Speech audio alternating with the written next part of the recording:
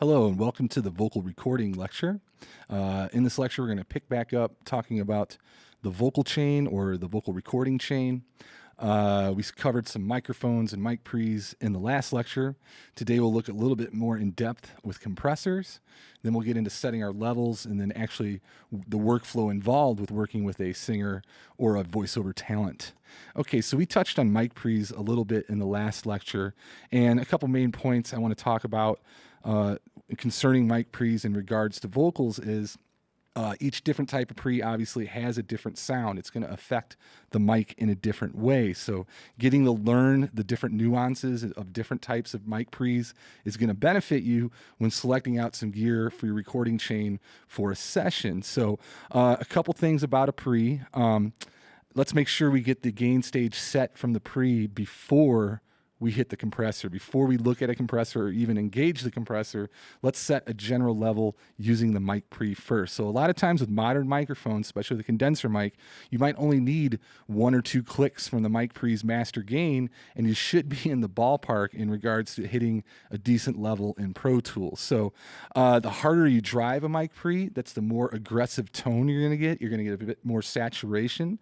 A lot of mic pre's were built with the analog era in mind. I mean, they function within 0 VU, the old VU meter. If you hit a peak at 0 VU, that translates into the computer at -18. So we have to drive it a little hotter than what we used to do when recording the tape, but don't overdo it. I would say if you set your general level just from the mic pre and you're hitting -10, -8 with the peaks, that should be just fine because you get that set at the right level for 0 VU, and the mic pre is running with the sound it was built to sound like. If you drive it harder, you are going to change the tone. Moving on here. So a compressor, there's your general definition of a compressor. So we know that if a signal goes above a certain threshold that we set, the compressor will start to induce gain reduction. So with tracking vocals, I really think you should just go from the viewpoint of not overdoing it with compression. When I was a younger engineer, I used to love to smash that vocal on the way in. But you know what? Once you do that, you're stuck with that sound. So a lot of times, just to get a clean, a solid signal into the computer, I'm just going to tap those peaks a little bit. You know, a couple dB, 2, 3, 4 dB of gain reduction, a slower attack, a fast release, maybe the least compressed sound I can get. Then I can always manipulate that and smash it more once I have it in my DAW. So a compressor, another thing with vocals is I'm not a fan of when somebody just relies on a compressor to set their level, meaning you just smash it in the compressor and then you don't even look at levels or worry about it the rest of the session. Again, very dynamic song. If we have a singer that has a very soft, they're using their aspirate voice in a verse, and then we hit the pre-chorus, she grows stronger and stronger into the chorus, and now she's a good 8-10 dB belting out louder than she was in the verse, you're just going to kill that compressor. You're really going to induce a lot of gain reduction in the chorus. Your chorus sound tone is probably going to be really destroyed compared to what you had set in the verse.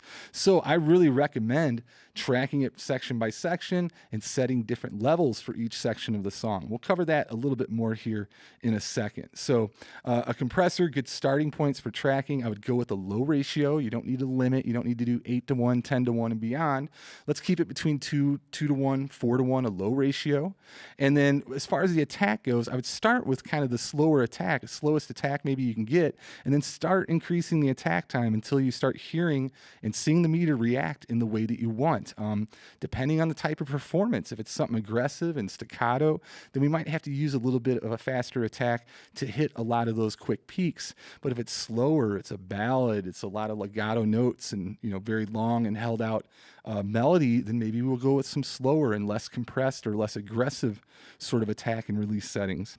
The threshold, like I stated, we should try to keep it 3-4 dB, but you know, there's no rules with audio. Some compressors actually don't really attain their sound until we dig in 7, 8, 9 dB of gain reduction, and you'll start to learn those different pieces of gear along the way. So types of compressors, 5 general types here. They go kind of in order of oldest to newest. So at the very top, our tube style compressor into an optical. These are vintage types of technology. There's still newer companies coming out with newer types of tube and optical, but the ones that started it all, things like the Fairchild and the LA2A, they use older technology. So especially with the LA2A, it has a slower, smoother attack it's known for. You can't adjust the attack and release. It just relies on a photo optic sensor within the compressor. So, as we get into VCA and FET, as we get into the 60s, into transistor-based electronics, we can attain much faster attack times. So really, when it gets into talking about compressors and their sound, it's really all about the sound of that attack and that attack speed, and we'll demonstrate that here in a second. So this is the Scratch VO for your voiceover project coming up. So I tracked it into the computer here. Let's just listen real quick. Let's look at the level. If you weren't aware where your volume readout is, if you command click twice, we can look at peak level here. So it'll record the highest peak, so we can look at peak level while tracking within Pro Tools. So let's go ahead and hit play here. If you click on that, that'll reset it. Sunday, audio production APR 4404 presents VOCAL Techniques. 30 days of pure Pro Tools power. Brought to you by your friends at Full Sail On. So you see, in general, I was hovering probably around 6 or 8 dB in peak level in the first couple lines, but then we hit this big spike. I peaked all the way up there at 2.9 dB. Now this is a perfect spot for a compressor to be set just kind of generally soft, just to catch some of these high peaks, say here and here and here. We don't have to over compress this. So when I track this, I use the Audio-Technica microphone, the condenser. I did not use any compression. So this is an uncompressed VO here. So I've inserted a few different compressors. Let's go ahead and activate this. This is a stock 1176 emulation, the BF76. Now the 1176, famous hardware compressor that's been around forever, created by Bill Putnam out of Chicago. This compressor you'll see in almost any studio setting. This emulation is pretty true to the original hardware in concerns of how it functions with the attack and release knobs. The weird thing about 1176 is when you bring it to a value of 1, that's the actual slowest attack, 7 being the fastest. With release, 1 is the slowest release and 7 is the fastest release. So if I go back to factory default here, let's listen to just out of the box how this sounds when I insert it on my VO. Sunday, audio production APR 4404 presents VOCAL. Oops, sorry about that.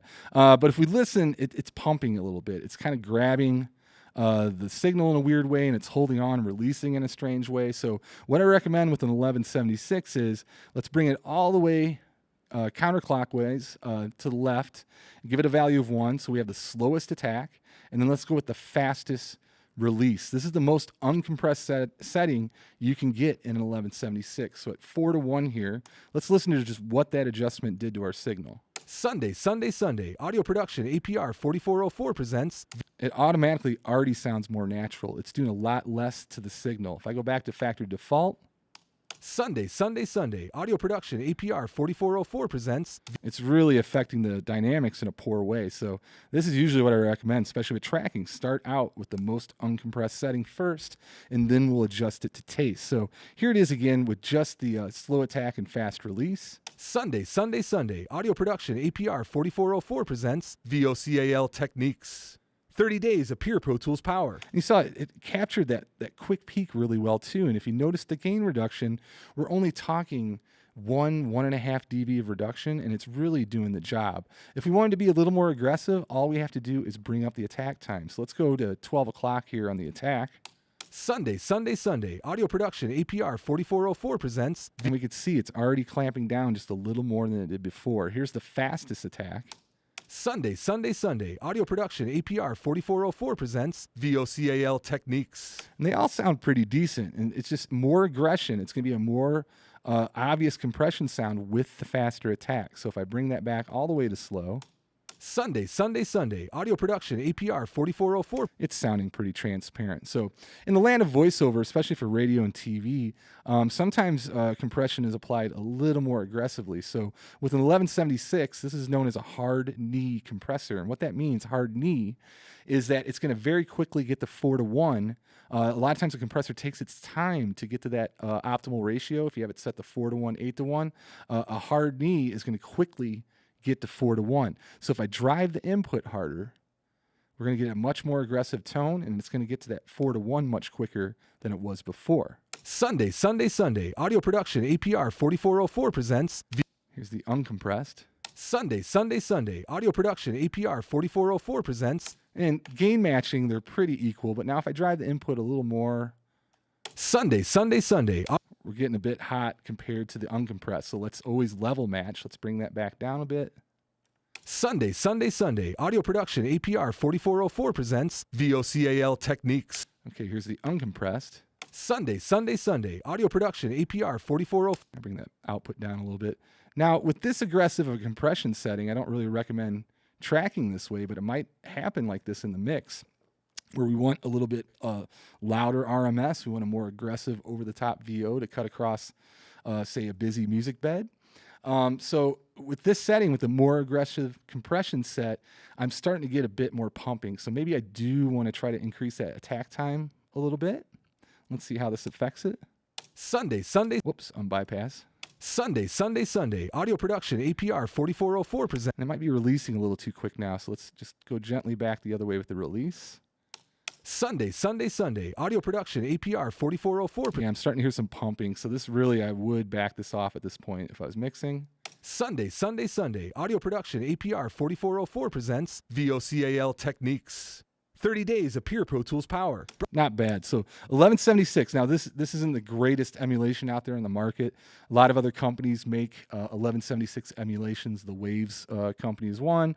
The UA one, Universal Audio, they're 1176. That's the actual company, Universal Audio. That's Yuri. That's the company Bill Putnam started way back in the 40s. They are the ones that actually created the 1176. And in my opinion, their emulation does sound the best of them all. So if you are privy to the UA plugins, their 1176 is a beast. I really enjoy the sound of it. The 1176, the hardware component, depending on the revision, certain 1176s have a different sound to them, but they're really famous for vocals because a lot of times they add a bit of air, a bit of top end to that vocal that maybe wasn't there before. So they definitely do something to the tone of the mic. The next one here is a Renaissance compressor. This is from Waves. This is an old plugin. It's been around since the 90s. One of my favorite plugins, honestly. It has not changed at all over the decades. The way I have it set now, there is an automatic release control. I'm going to utilize that. I'm going to let the plugin do its own best. I can adjust the attack here. I went to a pretty quick attack, about 3 milliseconds. That's probably around where the 1176 was living. It might even been a little quicker with the fastest setting on the 1176, but I'll back that to about 2-3 milliseconds. Now, electro and opto, that's the type of detection it's going to emulate. With electro, we're going to be more 1176 style, more FET style, whereas an opto, we're using optical detection emulation, which is going to be a little bit slower, like an LA2A. So I'm going to stick with electro. The smooth and the warm, smooth is going to be more uncolored, meaning it's not going to add anything to any frequency, where warm does add a low, mid bump to the signal, warming up the sound supposedly. I'm going to go smooth today because I'm feeling smooth. And then lastly, I went at 4:1 and I have my threshold generally set. Let's see what we got here.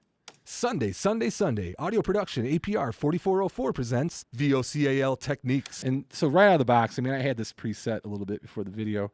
I love this thing because you can dig in 3 to 6 dB and we're not hearing pumping. We're not hearing artifacts. It's not getting overly sibilant. That's what's always made this one of my favorite vocal plugins. Sunday, Sunday, Sunday. Audio production APR 44. I could probably dig in even harder. It'll sound all right. Sunday, Sunday, Sunday. Audio production APR 4404 presents VOCAL techniques. 30 days of pure Pro Tools power. Very smooth. That's what I mean. Just the detection in this plugin is wonderful. Many famous producers and engineers swear by this thing, and it's really a great plugin for using on vocals, whether it is VO or singing. One of my go-to plugins. This one has become a recent favorite. This is the Pro Tools, the Avid company updated compressor plugin. So they have the regular old, the one that you have all with the basic install, your Dyne 3, which I'm sorry, this is not my favorite plugin. It will do the trick if you have to use it, but for, I think it's $100. They also have a subscription now. I can't remember the exact price, and there's probably even an EDU discount where you can subscribe for, I want to say like $5 a month, and you can get all the Avid updated plugins, which they do sound great in my humble opinion. But this compressor especially, I've become a huge fan of over the recent years. Very transparent. I like how crispy clean and clear this plugin is. So I have this generally set sort of the same as the Renaissance and the 1176. Sunday. Audio production APR 4404 presents VOCAL Techniques. So that's a very light setting. We're only tapping that a couple dB. Let me dig in a little more. One thing I will say, if you do overcompress with this, it sometimes does get a little grabby, as they say. Sunday. Audio production. Go even a little more here. And I'll bring up the gain. Sunday. Audio production APR 4404 presents VOCAL Techniques. 30 days of pure pro. Very uncolored. So I'll come back and flip through. We'll A-B these in a sec. Let's just look at the LA2A really quick. And this is a wave. So this is emulation of the classic Teletronics LA2A opto compressor. Has a tube and a big old transformer in the rack mount version. So they do a pretty decent job of emulating. So this should color. Now, out of the box, if you had this factory default, this always adds about 4 dB to the gain. It drives me crazy. If you set it to 33 and 33, that's unity gain. I brought the threshold up to get a little more gain reduction out of it. So here's the LA2A. Sunday. Audio production APR 4404 presents VOCAL Techniques. 30 days of pure Pro Tools power. Brought to you by your friends at Full Sail Online. Not bad. Let's dig in a little more. Sunday. Audio production APR 4404 presents VOCAL Techniques. 30 days of pure Pro Tools power. Okay, let's listen through to these now real quick. So we'll go back. Let me just activate all these, and I'll bypass these guys. So bypassing, remember, that's command click. To make an active, that's command control click. So I have all these bypass. Here's just our 1176. I can even shift click. See if I can fit these all on the screen for you. So shift clicking will allow you to bring up more than one plugin. There we go. That's going to have to do. Let's see. Little screen. I'm sorry. Okay, so right now we are listening to the 1176. Sunday. Audio production APR 4404 presents VOCAL Techniques. 30 days of pure Pro Tools power. All right, now let's try our Renaissance. Sunday. Audio production APR 4404 presents VOCAL Techniques. 30 days of pure Pro Tools power. It's a bit more of an aggressive setting here. Let's go back to our 1176. I brought up the output. Sunday. Audio production APR 4404 presents VOCAL Techniques. Now I feel like there's a real difference in tone between these two settings. I hope you can hear it. Let's listen to 1176 again. Sunday. Audio production APR 4404 presents. And now back to the Renaissance. Sunday. Audio production APR 4404 presents VOCAL. I feel like this one sounds a little more full. This one sounds a little thinner, maybe a little brighter. Here's the Renaissance again. Sunday. Audio production APR 4404 presents VOCAL Techniques. 30 days of pure Pro Tools power. And here's our 1176. Sunday. Audio production APR 4404 presents VOCAL Techniques. 30 days of pure Pro Tools power. Yeah, I feel like when I drive this a little harder, this one definitely gets a bit more sibilant than this one. I really feel like the Renaissance sounds a bit more smooth. Sunday. Audio production APR. Yeah, listen to the S's there. Sunday. Audio production APR 44. Okay, let's go into our Avid Pro compressor here.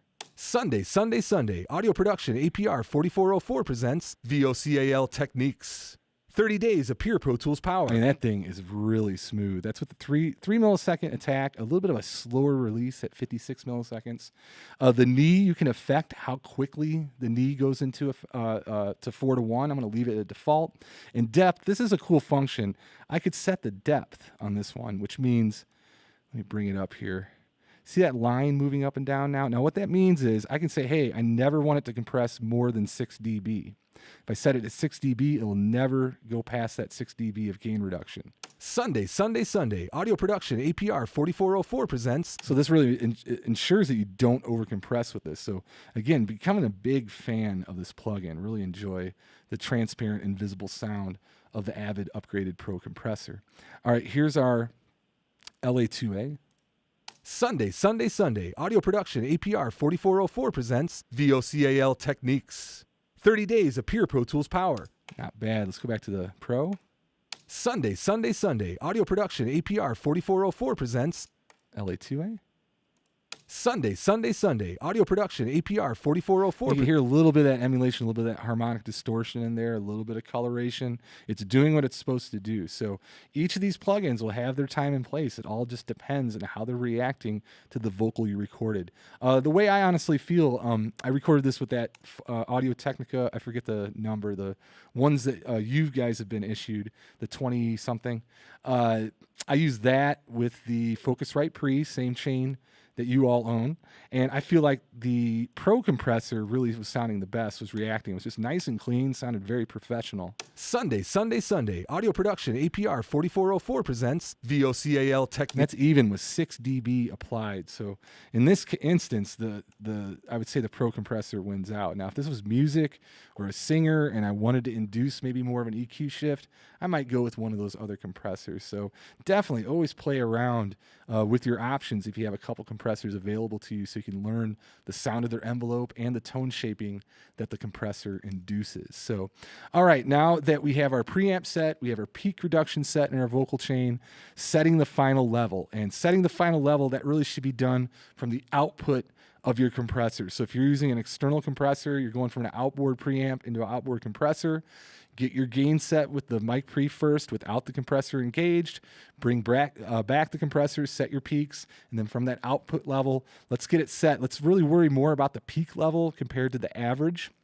Worrying about keeping a signal between, say, -17, -12, the average, the RMS, that's going to drive you mad. But if we're compressing lightly and worrying about peaks, -6, that's a good starting point. Now, do you always have to keep it at -6? Why -6? I just said -6 because that's a nice place. You have 6 dB of headroom to add gain later. So if you add distortion, if you add compression, EQ, you're boosting frequencies, you're adding gain. If you want that ability to add gain, to automate the fader up without peaking, leave some headroom on the way in. Plus, if you don't overdrive it, if we're not peaking, tracking the peaks up to 0, you're keeping that mic pre in the place it was meant to be performing in. You're not overdriving the mic pre. So there's no reason to fill up all those bits and get all the way to 0 when tracking a vocal. Hotter is not better. As long as you're getting your peaks above -10, you're probably fine. But I would shoot for about the -6 range. Is somebody going to beat you up if you go -5, -4, -3? Absolutely not, but always leave yourself some headroom, my friends. Okay, now when working within Pro Tools, and obviously always listen, use your ear, make sure the signal sounds clean, but with looking at the interface, we have a few things that can help us out, namely the meter. Now, I'm not going to get into all the 1,000 different metering settings here. We don't have time for that today, but I'm an old school guy.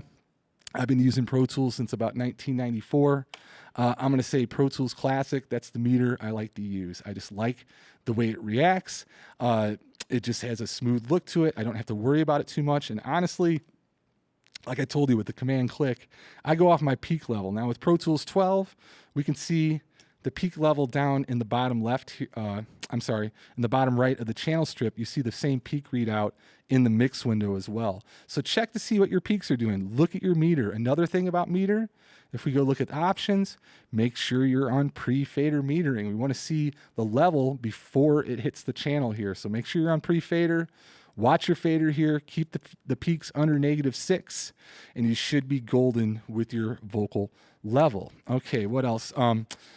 Waveform height. Remember, we can increase and decrease waveform height with option command left and right bracket. So don't be fooled. This happens all the time. Somebody might have done this to you and you're thinking, oh my gosh, I'm tracking a really hot level. I got to bring my pre down. Nonsense. We do not go by the waveform. We always go by the meter because somebody could have changed that height along the way. If you want to reset the waveform height, remember that's option A. It's the same thing as double clicking the magnifying glass. So always make sure your waveform height is reset.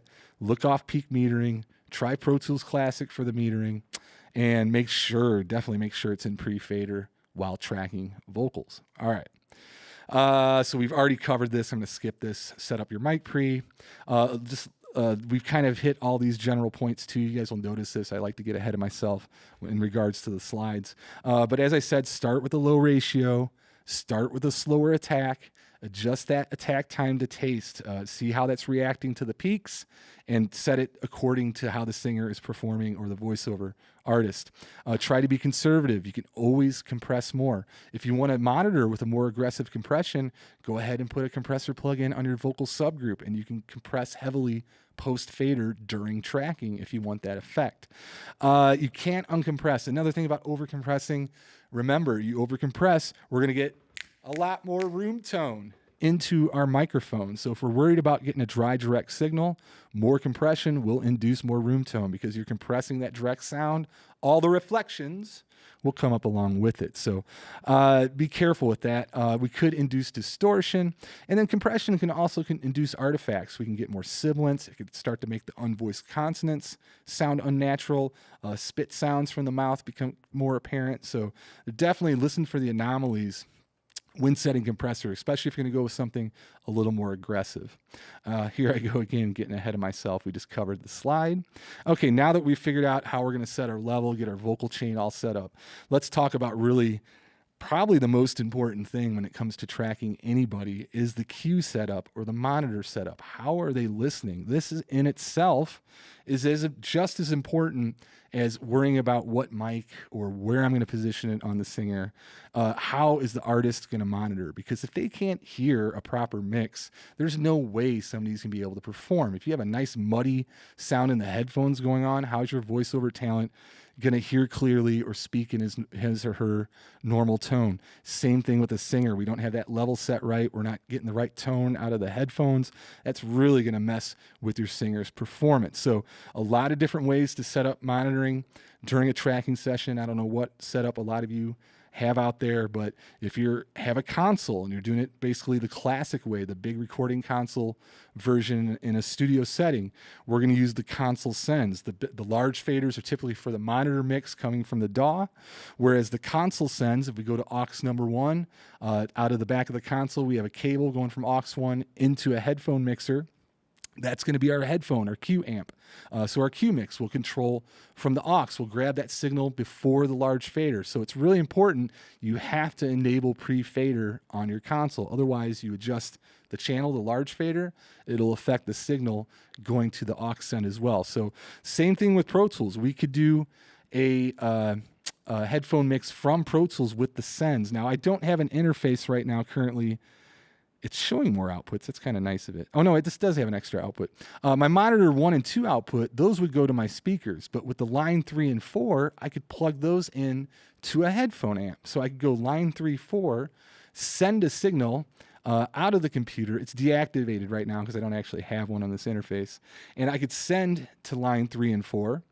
And this would be my this would be my level for the headphones. And it'd be very important, again, to make sure pre is enabled. So meaning it's grabbing the signal before we actually hit the large fader on our mixer, or if it makes it easier to see here. Here we are sending a copy of the signal to the headphone amp. And so if we have pre-fader set, this mix is now independent, the mix that's going to our speakers. So make sure pre is engaged, whether using a console send or a Pro Tools send when tracking vocals.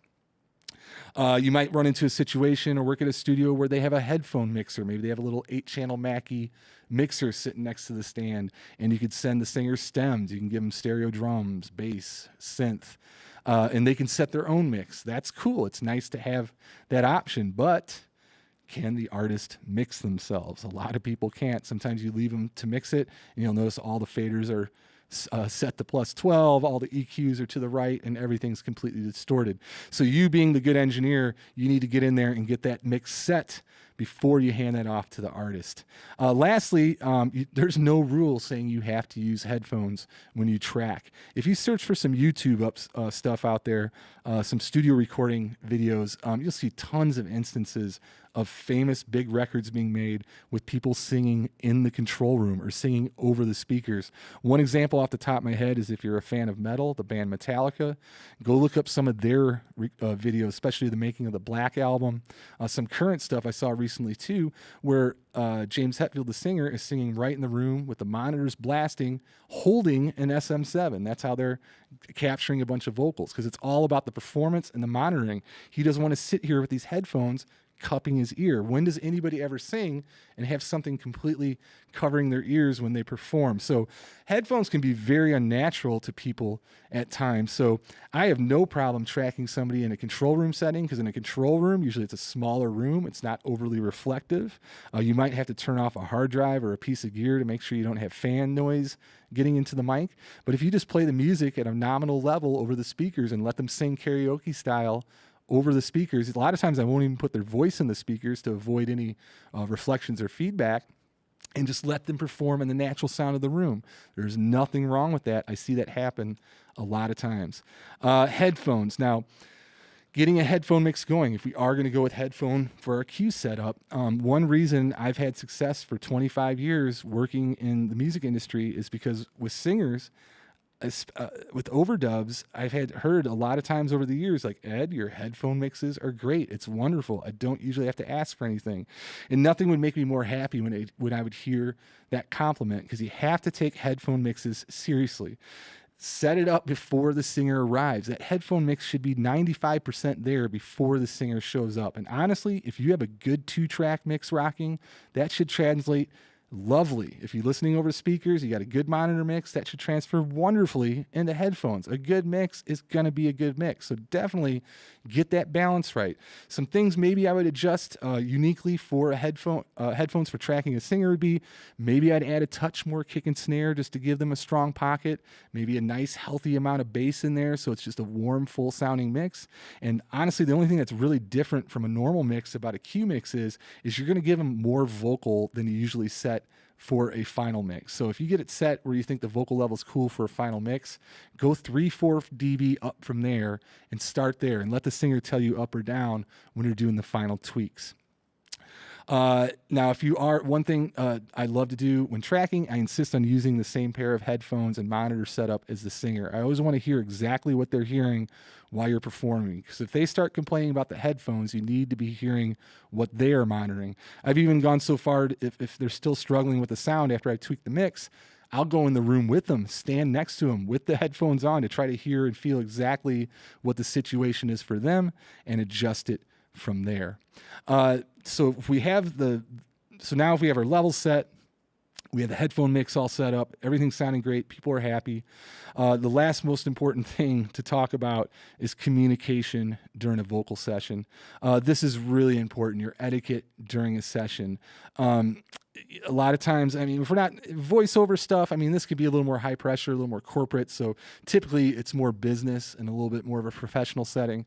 But if we're talking music and you're working with an artistic type, you really have to set their mood and match their mood and make sure the way that you're communicating fits the vibe or the feel of the session. So really, the vocal is the most vulnerable part of a production. We spend all this time tracking and focusing and recording instruments, and it's all fun. And then when finally you get to that point where that singer gets in front of the mic, it's go time. Either it's going to happen or it's not. So we have to do everything in our power psychologically to make them feel comfortable and to be communicating clearly with them exactly what's going on in the session. My biggest piece of advice is never leave the singer hanging. When you finish a take, don't turn around to your buddy and start talking 30 minutes about the football game that's on. You sit there and you're attentive. As soon as the take's over, you let he or she know, hey, that was a great take. Always give them a compliment, and then say, hey, let's take a 5-minute break. We're going to listen to that on speakers. Or are you ready to do another one? Always make sure they know what's going on next. Do not leave the person sitting there hanging while you're taking a food order and they're just sitting there staring at you through the studio glass. So get them in the mood. We have our levels set right. Now the workflow, let's talk about punching in and out. I would always make sure that we have quick punch on. Punching's kind of a lost art form because it's kind of gone away a little bit since we've gotten away from tape machines and we're now doing DAW recording. But quick punch, the Pro Tools function, if you remember, we have different record modes in Pro Tools, and I recommend always having quick punch on. I don't like saying always, but I stand by this 1,000%. With quick punch enabled, Pro Tools is always recording. So I'm actually going to mute this because I don't want to double monitor, but I have my level set here. We see we're hitting my compressor. If I go ahead and punch, imagine we're going to punch something in. Let's just look at this. And say I wanted to punch in on one of these lines. Now, if I'm playing, watch where we start playback from. And say I punch in here. And say I punch out here. And I'm going to leave it roll. Now, the wonderful thing about quick punch is it recorded all of that. It only showed me the clip that I punched in and out on. But if I take my trim tool, I can trim to the beginning and to the end of what I just punched. So that's the beautiful thing about quick punch. It's always recording. This saved me one time. True story. Back in Chicago when I was an engineer, I was working for a pretty big artist. We were doing an intro to a song. I had asked the artist, where do you want me to get you in at? Said, let's do it from the first verse, but play it from the beginning of the song. I'm like, sure, okay. I hit play. She does this wonderful run, kind of ad-lib riff in the middle of the intro. The room goes crazy behind me, how awesome it was. Producer looks at me and sees that I'm not punched in. He's about to punch me in the face. I'm like, no, hold on. I punched in, I punched out, I hit stop. I was able to trim back to the beginning and show them that I had captured that vocal run. And all of a sudden, I went from 0 to hero. I had saved the day. I had got that thing on tape that wasn't there before. So quick punch can definitely save you. It can also save you if you mess up a punch. If you punch in too early, you punch in too late, not to fear. As long as you did some pre-roll and post-roll when you punched, all that audio is going to be there and you can trim it to fix the edit. So quick punch, definitely always have that on. And in case somebody hasn't taught you along the way how to punch in Pro Tools, that'd be the number 3 on the numeric keypad. But if you don't have a numeric keypad, use Command Space. I prefer Command Space because it reminds me of the play and record buttons on older tape machines. So Command Space the problem is if you hit that, it might turn on your spotlight search. So to disable that, you have to go to System Preferences, go to Keyboard, go to Shortcuts, Spotlight, right there. Turn these off. Otherwise, you can't use Command Space. Another one I'd probably shut off that we'll get into in the future are these. Mission Control. I would turn off, especially this one, the control down arrow and the control up arrow, because we'll use that for clip gain shortcuts later on. So I would turn those off as well, as long as you hear Mission Control and show application windows. Uncheck those, because that will interfere with some Pro Tools quick keys as well. Okay, so again, to punch, you play, Command Space to punch in, Command Space to punch out, and as long as you had quick punch enabled, you can trim back and forth to the pre-roll and post-roll that you captured. Okay, always use quick punch. Quick punch is your friend. What else? Punching tips. So if we are working with a singer, I recommend punching, because why do you want to listen to some bad stuff on some takes later, or have takes that contain poor performances when you're trying to comp or create doubles? So if I get a good first verse, I get my take 1, it sounds great, but she flubbed the second line, she said the wrong lyric, I'm going to say, hey, let's just quickly punch that second line so we have a nice, good take moving forward. When you punch somebody in, always make them aware of what we're punching in, and always try to give them like 2 lines of pre-roll is what I like to say. So the important thing about pre-roll, with using quick punch, we're going to get that pre-roll recorded. The other thing about pre-roll is if you give them 2 lines of lyric, they can find where they're at in the second line, or I'm sorry, in the first line. And by the second line, they should really know where they're at. They should be singing along. When you perform a punch, always have the singer sing along with the previous material. The reason being, they're singing along, they're breathing in the same spots, and that's going to enable you to have a seamless punch. If they don't breathe in the same spots, they have different amount of air in their lungs when you perform that punch. That's when it sounds like a punch. That's when somebody all of a sudden sounds louder than the original material, and it sounds like an obvious edit. So always have them sing along to 2 lines of lyric before you perform the punch. Okay, the workflow for recording a singer now. Now that we know how to punch, we have our level set, we're cool with quick punch. The vocal warm-up. Depending on the type of singer you're working with. If you're working with a proper stage singer, somebody that's going to do Broadway, they probably have some crazy vocal warm-up they do for 10, 15 minutes before they attempt to start singing. Very smart, because all the muscles that are involved in your neck and your chest, your diaphragm, just like anything, when you exercise, you should probably warm up or stretch it a little bit before you start using those muscles. When a runner goes running, they just don't leave their front door and start sprinting down the street, right? You probably do a little stretching, you probably walk, you probably start jogging, then you get up to your pace. You don't want to pull a muscle. Same thing with all these complex muscles involved with your larynx. Let's get it warmed up. So if you don't have somebody that has a proper warm-up regiment, what I recommend doing is let's do a practice pass through the song. Let's record one take through the whole song. Make sure you warn them to not over-sing. Just get into it. Get used to the headphone mix. Get used to the tone of voice you're going to use. If you get to a part where you have to sing some really high notes or belt something, just kind of skip those notes or fake them. Give it like 50%. Just don't blow your voice out. So this serves two purposes. This is going to warm them up, get them used to the mix. And the second purpose is it's going to allow you to get your level generally set. And B, you record that practice pass. You now have a nice roadmap of the entire session. You see every line of lyric on a waveform, and you know all the material and where they're at, what you have to record for the rest of the session. So I'll put that on another track and mute it just so I have that visual of all the different sections and lines that I need to record.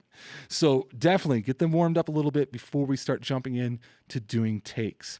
So I'm a fan of that first bullet point, recording in sections. I like to take tracking per section of song, meaning if I'm doing something on a proper pop song with an A, B, C, B form, verse, chorus, bridge, I want to record section by section, meaning I'll focus on the verses first. Because why? Verses are probably going to have a similar voice, similar attack and range, probably going to be a similar level setting for my compressor and preamp. So I get those set nice and tight. She's using that same voice in each of the verses. Let's get in the verse mode. Let's get into the feel and the performance of the verse voice and knock those sections out. So I'll do 1, 2, 3, 4 takes of verse 1. Now let's move on to verse 2. And remember, punching along the way, getting that bad stuff out as I go. Why I like doing sections, it's short enough of a number of lines that we can micromanage, but yet it's big enough of a pass where they can actually perform those 8 lines and it feels like a natural performance. So if she does something wrong, you can tell her a couple things on, hey, line 2, line 7, and then you get another pass, and she's only got to remember those couple things. She's hopefully going to be able to adjust and give you more of a performance that you're looking for. If you do it with the second process, where we just do a pass through the whole song, that's what I call a little bit more the lazier approach, because you're not really focusing minutely on things. You're just letting it free form and be. And that's, a nice kind of hippie approach. It can work. I mean, if it's a little 2-minute punk rock song and it's all about vibe, then yeah, we'll just go through that in one pass and put something together. But if it's a complex song and there's 90 lines of lyric, there's no way you're going to be able to focus and adjust and get different nuances out of the performance if you have to worry about the entire performance. So typically, I do like taking in sections, because if you do the entire performance too, you might have to be writing your preamp during the tracking. If you just rely on that compressor to smash everything, we already covered why that was a detriment to your signal. The last one, line by line, I've worked with this method in plenty of situations. Sometimes with pop music, it's what people want to do. We just want to perfect it and kind of punch and comp as we go. That's fine, but to me, that's more of a chore. It's really hard work on the singer. If the singer is recording themselves, I think that's a neat way to go about it. But if you're working with a producer and engineer and you're forcing the singer to sing that same line over and over until it's right and then move on to the next one, I feel that to be pretty painstaking and taking away from the natural process of just a performance of a whole verse or even a whole pass of the song. So that would be the workflow I'd go for. Let's get our level set, make sure we have the right mic positioning, listen out for reflections, listen out for any distortion in our recording chain, make sure we have a beautiful headphone system or cue system set up for them, and then definitely remember the psychology, making sure they're ready to sing, they're ready to read a performance, making them feel good before we actually start recording. The workflow, again, that's up to you. We'll use playlist mode. We'll do takes on the same track, and whether you want to do it section by section, line by line, that's a production call. So lastly, this is what I want to cover. What are we actually listening for? What constitutes a great take when recording a singer? And I would say for voiceover, we can't say a lot of this because we can't say tuning. But for voiceover, we could definitely say performance, timbre. The timing could be pacing if we have to fit a 30-second voiceover. Definitely for voiceover, the most important would be dialect, enunciation. Are we pronouncing things the correct way? And that's an important thing on your voiceover project. You need to pronounce it exactly the way the Scratch VO did. So, and this is real world. When you get working on a real commercial, a TV commercial, you have to say things the correct way. So in regards to singing and working with music, we'll focus on that for the rest of these slides here. But the 5 criteria, performance, this one being just the most important. This is just the overall feel and emotion. Was there a wow factor to it? Just you can't put your finger on it, but you're like, man, I like that take. That one gave me butterflies. That made goosebumps, the hair on my neck stand up. If you get that elicit or an emotional response from a performance in a really good way, that's the take you go with. Trust your gut on this one. I don't care if a little timing or tuning is off. If it made the room smile and everybody's like, wow, that was a great take, go with that take. Always follow performance. Performance will trump any one of these other 4. I don't care if there's something wrong, go with performance. Pocketing, I put the second because I feel like the timing, the pocket, how the rhythm of the melody, the way they sing it is lining up against the rhythm of the track. This is really almost the most important thing if you're going to comp later. If we're going to take different bits of each take and put it into one comp track, if your timing's off, then editing gets really difficult. So it's really important to make sure they're using the right groove, if either they're pushing the track or laying back behind the track or they're right in with the beat. Deciding on that pocket and keeping it consistent from take to take is really going to help you later afterwards when dealing with editing and comping a vocal. So tuning, this is the most obvious. We all listen for, oh my gosh, is he sharp? Is he flat? This is something that comes with experience, or maybe hopefully you're a little bit of a singer yourself. You should be a little bit better at this. But intonation, meaning the way you sing a scale. No one sings intervals or a scale perfectly like a computer does. And when you sing against a music bed, things might not be perfectly in tune either. So it's really the intonation, the way the singer's singing flat and sharp in certain intervals. Is that matching up with the intonation of our track here? So definitely we'll be listening for pitch. This next one, timbre, we've already covered this pretty extensively.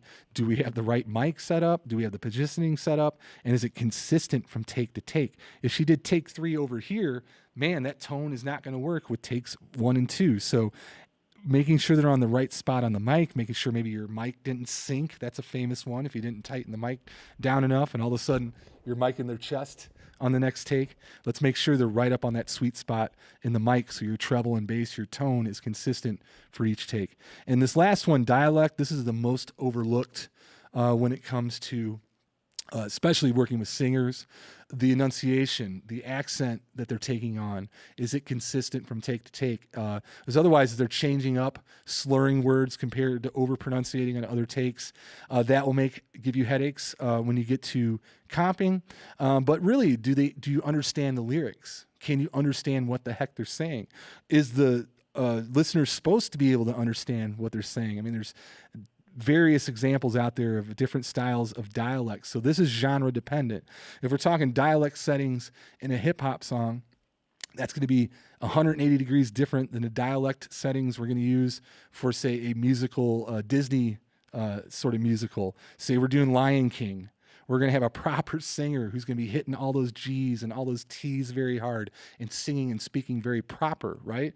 But if we're talking a hip hop song, that's going to be a completely different dialect. You know, if we're doing Disney, it's going to be throwing your hands in the air, right? But if it's hip hop, throwing your hands in the air, right? We're doing the vowels completely different. We're chopping the G's off at the end of an ing word.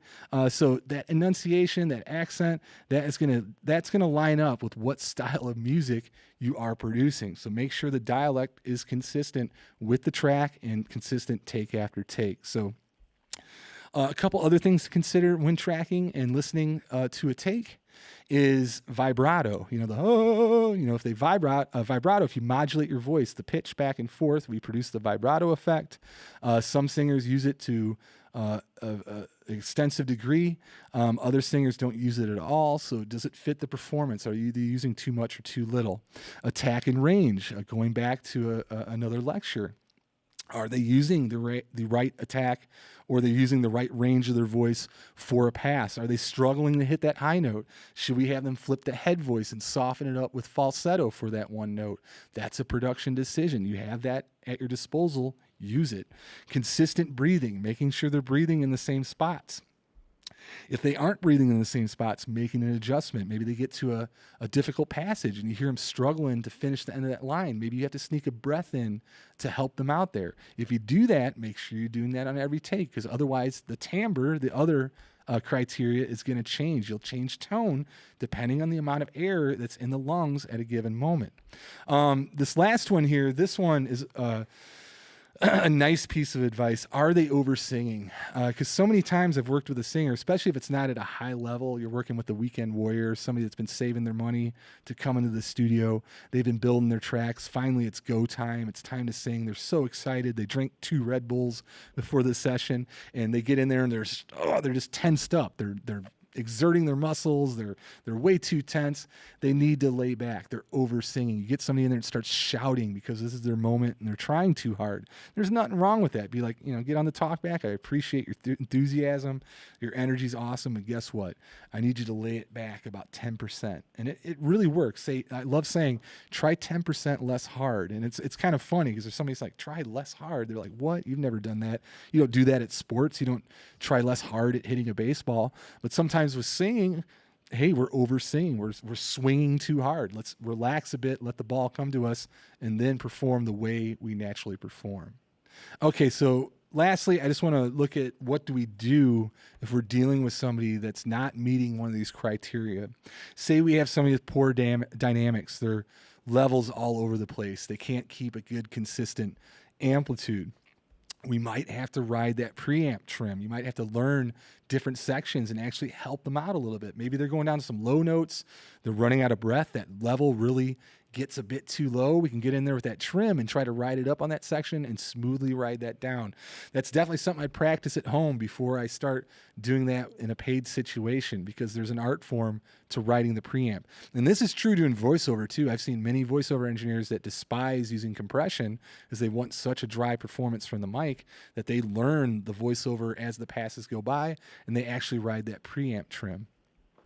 Something else that we can do is change attacker voice, as I just discussed. If they're belting out too hard, it's getting way too hot in that level, maybe we can try going more towards the head voice or trying a different voice to soften it up. And definitely change the mic. If you're just blowing that mic, you got that super sensitive condenser mic out there, maybe we need to go to a dynamic. Don't be afraid to, at the early stages before you get too deep into tracking, being like, this mic is just not working out. Do that early so you don't waste a bunch of takes.